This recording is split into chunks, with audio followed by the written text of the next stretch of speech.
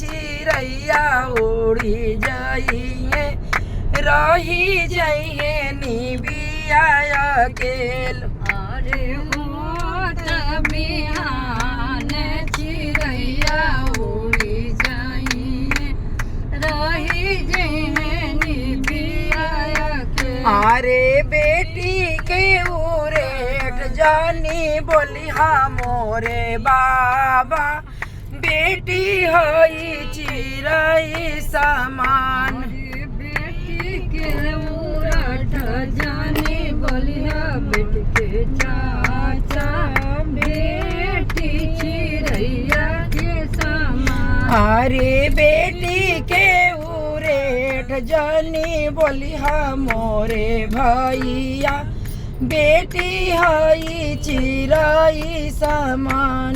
अरे बेटी के उरठ जाने बोलिया मोरे भैया बेटी चिड़ैया के समान।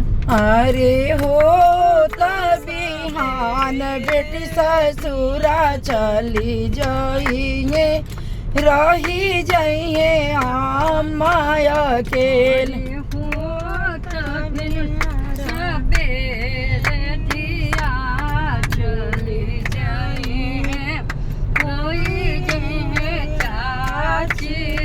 अरे हो बिहान बेटी ससुरा चली जाइए रही जाइए आज अकेल।